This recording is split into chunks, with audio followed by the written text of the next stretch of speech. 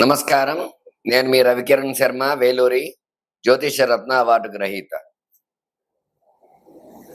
November నెలలో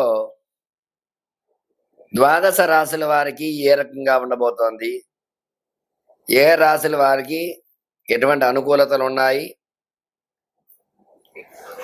ఎటువంటి ప్రతికూలతలు ఉన్నాయి అనే విషయాన్ని గురించి, అట్లాగే ఈ 12 రాశుల వారు ఈ నెలలో ఎట్లాంటి రెమెడీ చేసుకుంటే ఎటువంటి అనుకూలత కలుగుతుంది, దైవానుగ్రహం దైవబలం ఏ రకంగా వస్తుంది అనే విషయాన్ని గురించి, అలాగే ఈ నవగ్రహ స్థితిగతులను బట్టి ఈ 12 రాశులు ఏ రకంగా ఉంటాయనే దాన్ని బట్టి మనం చెప్పుకోవడం జరుగుతోంది.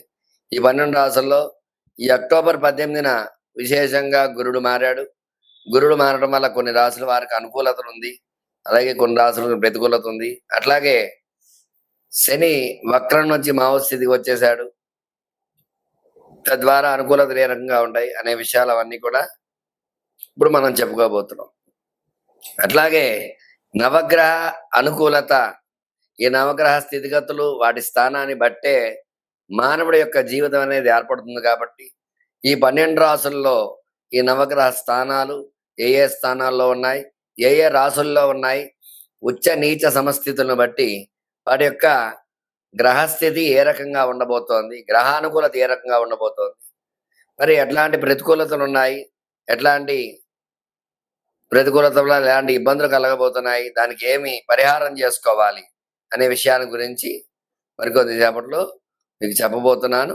అన్ని కూడా చక్కగా 12 రాశుల వారికి ఏ రకంగా ఉండబోతోందో, ఇందులో భాగంగానే మేషాది ద్వాదశ రాశుల వారికి ఏ రకంగా ఉండబోతోంది అనే విషయాన్ని గురించి మీకు చెప్పబోతున్నాను. అట్లాగే ఈ యొక్క రాశి యొక్క స్థితిగతి, మేషరాశికి అధిపతి కుజుడు, వృషభ రాశికి శుక్రుడు, మిథున రాశికి బుధుడు, కర్కాటక రాశికి చంద్రుడు, సింహరాశికి రవి, కన్యారాశికి బుధుడు, తులారాశికి శుక్రుడు, వృశ్చిక రాశికి కుజుడు, ధనురాశికి గురుడు, మకర రాశికి శని, కుంభరాశికి శని, మీనరాశికి గురుడు. వీళ్ళు ఆ యొక్క గ్రహాలకు అధిపతులు. కాబట్టి ఈ గ్రహానుకూలత ఈ యొక్క అధిపతులను బట్టి, లగ్నాన్ని బట్టి, లగ్నాధిపతులను బట్టి ఏ ఏ రాశుల వారికి ఏ రకంగా ఉండబోతోంది అనేది క్షుణ్ణంగా పరిశీలించి మీకు చెప్పడం జరుగుతుంది. అందువల్ల ఈ యొక్క ద్వాదశ రాశుల వారికి నవంబర్ నెలలో ఏ రకంగా ఉండబోతోంది అనే విషయాన్ని చెప్పడం జరుగుతోంది. నమస్కారం.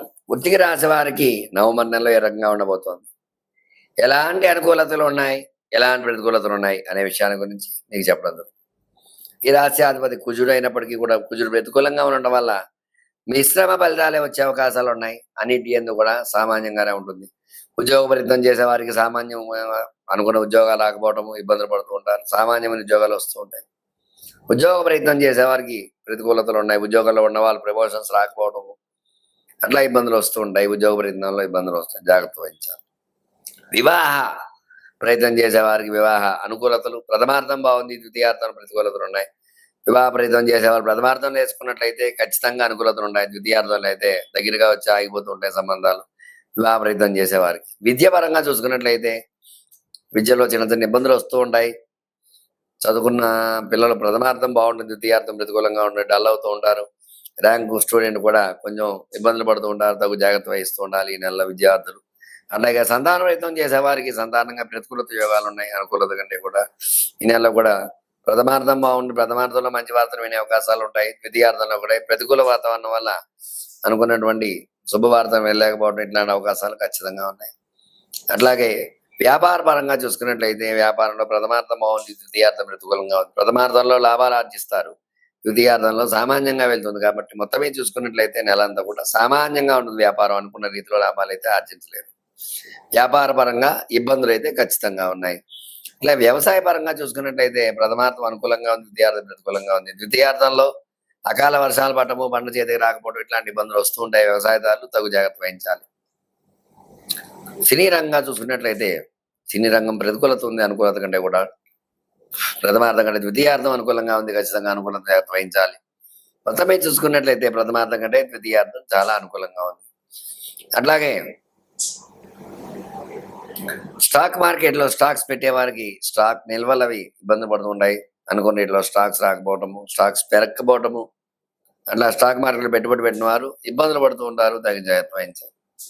అట్లాగే ఈ యొక్క రియల్ ఎస్టేట్ పరంగా చూసుకున్నట్లయితే రియల్ ఎస్టేట్ ప్రతికూల యోగాలు ఉన్నాయి, అనుకూలతల కంటే కూడా తగు జాగ్రత్త వహించాలి. రియల్ ఎస్టేట్ రంగం కూడా రియల్ ఎస్టేట్లో లాభాలు ఆర్జించలేకపోవడం, ఇబ్బందులు పడుతూ ఉంటారు, తగు జాగ్రత్త వహించాలి.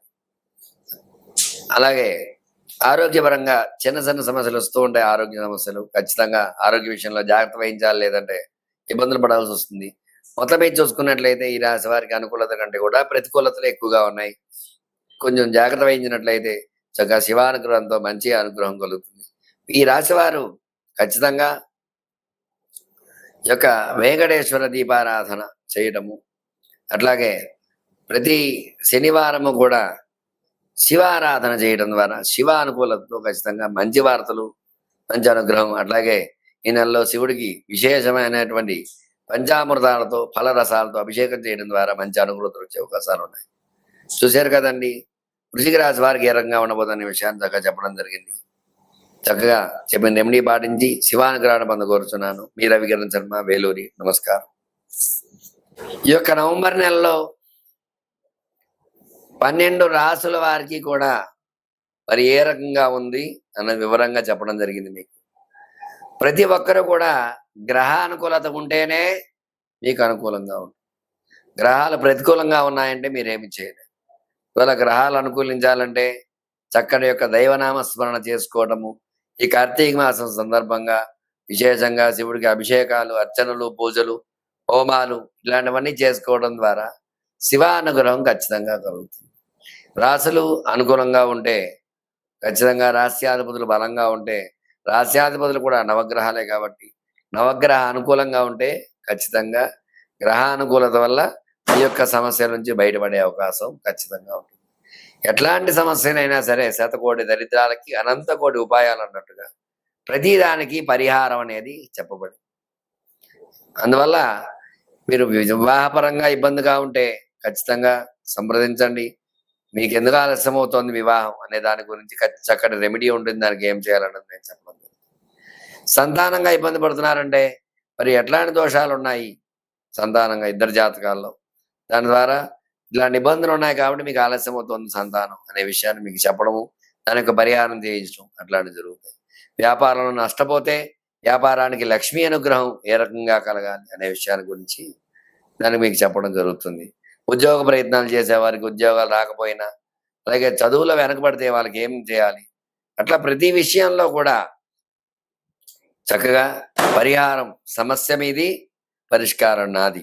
ఖచ్చితంగా మీకు రెమెడీ చెప్పడం జరుగుతుంది. మీకు అనుకూలంగా ఏ విషయంలో అయినా సరే జాతకం మీకు ప్రధానంగా చూసుకుని జాతకపరంగా మీకు ఎలాంటి ఇబ్బందులు ఉన్నా సరే, ఎటువంటి గ్రహ అనుకూలత లేదో ఆ గ్రహానికి పరిహారం చేసి తద్వారా గ్రహ దాన జప తర్పణ హోమ దాన భోజనాది కార్యక్రమాల ద్వారా గ్రహానుకూలత చేకూర్చి మీకు చక్కగా మీకు శుభాన్ని చేకూర్చడానికి నేను సిద్ధంగా ఉంటాను. మీకు ఎలాంటి సమస్యలు ఉన్నా సరే నా నంబర్ స్క్రీన్ పై రోల్ అవుతూ ఉంటుంది. మీ రవికిరణ్ శర్మ, వేలూరి, జ్యోతిష్ రత్న వారి గ్రహీత. నమస్కారం. నన్ను సంప్రదించండి.